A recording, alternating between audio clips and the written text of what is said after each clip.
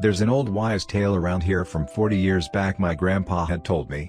It's about the smooth-skinned man. This man considered himself to be a vigilante for the people, but from all I've heard he was only a vigilante for himself. My grandpa started the story by telling me some about the smooth-skinned man. He said that his name was Dillinger and he went to his school.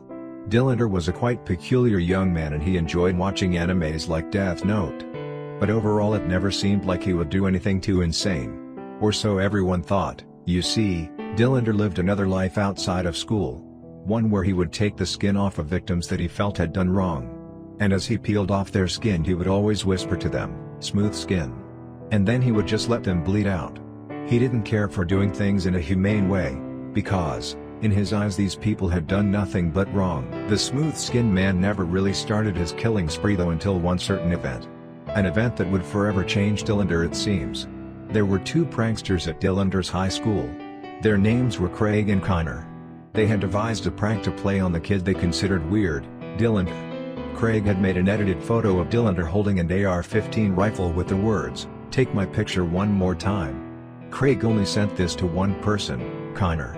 But Connor then sent it to a black woman, and clearly you can see how this goes. That black woman sent it to almost everyone in the school. Eventually it got around enough that Dillinger had taken notice to the photo.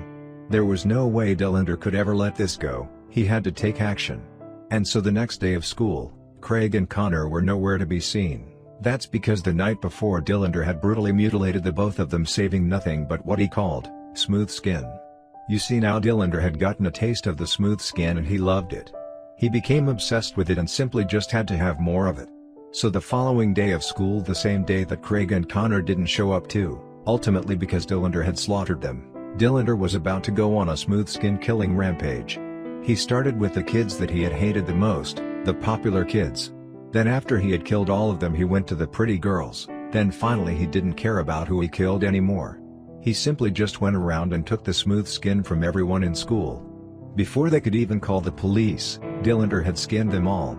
You see, Dillinger was a very stealthy man. Dillinger returned home to what he insisted be called his evil lair. There he still had stored the smooth skin from his first two victims, Craig and Connor. Dillinger decided he was going to wear the smooth skin of Craig, who he considered to be his most worthy adversary yet. As he was the only one who had put up a slight fight, as apparently Craig had saw this type of thing coming and was attempting to warn everyone.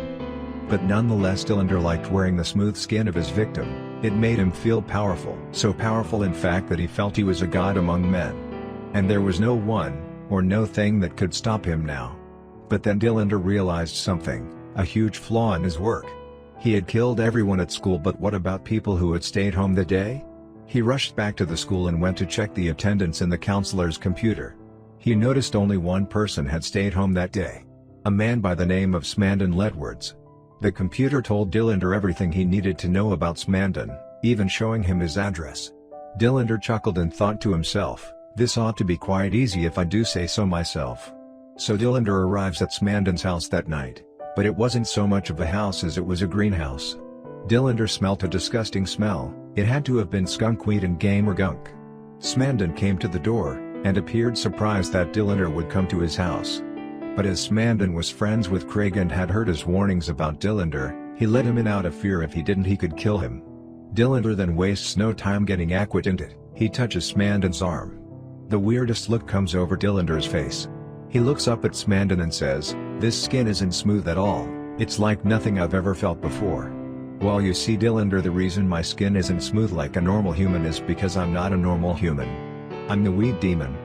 Dillinger stared perplexed at what he had just heard. As he had listened to a creepypasta that night about the weed demon. No, it can't be, Dillinger whispered to himself. It's true, Dillinger, and without smooth skin how will you be able to stop me? Smandon said. You win this time, Dillinger said, but I'll be back for you when I've garnered more smooth skin power. Dillinger then pulled out a smoke bomb from his pocket and threw it. The weed demon was choking too much to realize Dillinger had vanished away into the night. And for now everything was silent. That was a good story, Grandpa, I said. How did you come up with something as elaborate as that? It's because it's not a made-up story, young one. My grandpa murmured, and it's because I am Smandon Ledwards.